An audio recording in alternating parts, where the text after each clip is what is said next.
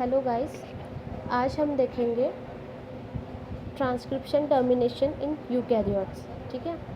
अब स्पेसिफिकली हम आज देखने वाले हैं कि जो भी जीन्स होते हैं जिससे एमआरएनए बनेगा, मतलब जो भी जीन्स रहेंगे, जो डीएनए रहेगा, वो आरएनए पॉलीमरेज 2 से एनकोड होगा, उनके बारे में। अब ऐसे जो जीन्स है जिससे एमआरएनए बनेगा, वो जीन्स में कोई स्पेसिफिक टर्मिनेटर सीक्वेंस नहीं रहता है। ठीक है। तो इसका जो टर्मिनेशन है वो कुछ साइट्स के थ्रू होता है। कुछ साइट्स को कुछ प्रोटीन्स रिकॉग्नाइज करेंगे, वो मैं आपको अभी बताऊंगी। ठीक है। उनके ज़रिए उसका ट्रांसक्रिप्शन का टर्मिनेशन होगा। तो ये जो है, ये है हमारा, ये है डीएनए। ठीक है। ये है जीन। इसका ट्रांसक्रिप्शन लगभग हो चुका है ना। अब यहाँ पे ये साइट है पॉली ए साइट। ठीक है। पॉली ए साइट का सीक्वेंस रहेगा AAUAA। अब ये AAUAA, ये वाला जो सीक्वेंस है ये आरएनए में रहेगा, ये एमआरएनए में प्रेजेंट रहेगा। ठीक है।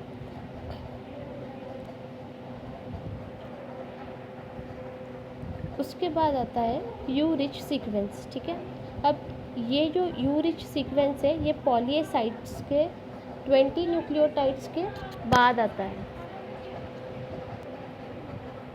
देन ये है हमारा आरएनए पॉलीमरेज, ये इसका CTD टेल, आरएनए पॉल 2। ठीक है। ये इसका CTD टेल।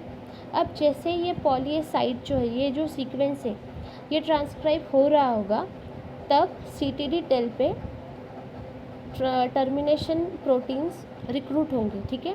उसमें से CPSF, CSTF, CF1 और CF2। अब इसका लॉन्ग फॉर्म क्या है? CPSF मतलब cleavage and polyadenylation stimulating factor, CSTF मतलब क्लीवेज स्टिमुलेटिंग फैक्टर, और ये जो फैक्टर्स है क्लीवेज फैक्टर 1, क्लीवेज फैक्टर 2। ठीक है। अब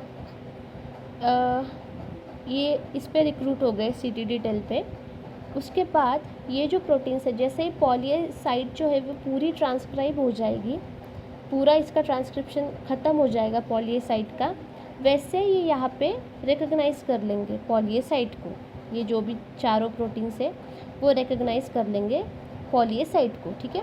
तो नेक्स्ट स्टेप है recognition of poly A site bye termination factors. ठीक है। अब नेक्स्ट जो होगा वो होगा क्लीवेज।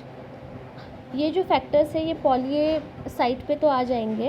अब ये जो 3 फैक्टर्स है CSTF, CF1, CF2, ये जो तीनों फैक्टर्स है ये इन्वॉल्व होंगे क्लीवेज में। ठीक है। तो ये क्लीव करेंगे mRNA between poly A site and U rich sequence. इन दोनों के बीच वाला जो mRNA रहेगा ये यहाँ पे कट लगाएंगे, ये तीनों फैक्टर्स CSTF, CF1 और CF2। ठीक है। उसके बाद वी विल गेट mRNA का 3' एंड। ठीक है। अब ये जो mRNA है वो ये वाले DNA से अलग हो चुका है। ठीक है। तो ये यहाँ से कट हो चुका है, इसका स्ट्रक्चर ये है, CPSF यहाँ पे बाइंड हो गया है। अब जैसे ही कट हो जाएगा CSTF, CF1 और CF2 रिमूव हो जाएंगे, वो निकल जाएंगे क्योंकि उनका काम ख़त्म हो गया है। अब बचता है CPSF। तो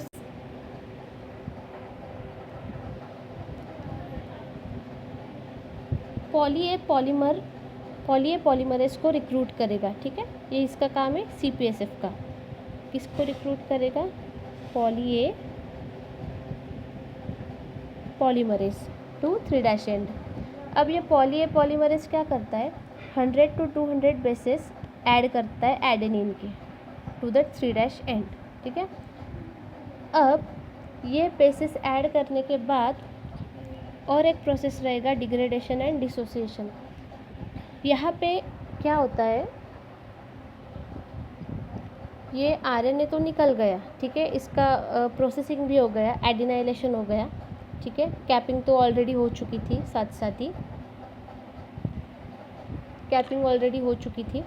अब ये तो निकल गया, बट यहाँ पे कुछ DNA के साथ एंटेंगल हुआ जो आरएनए रहेगा। ठीक है। ये कुछ आरएनए बचा हुआ है, उसके बाद ये आरएनए पॉलीमरेज 2 भी है, ये प्रोसेस कर रहा है अभी तक, क्योंकि ये यहाँ से सेपरेट नहीं हुआ है।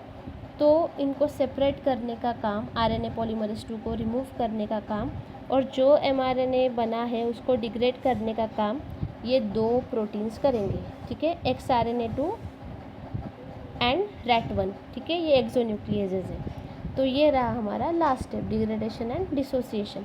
तो इस तरह से यूकैरियोट्स में ट्रांसक्रिप्शन का टर्मिनेशन होता है।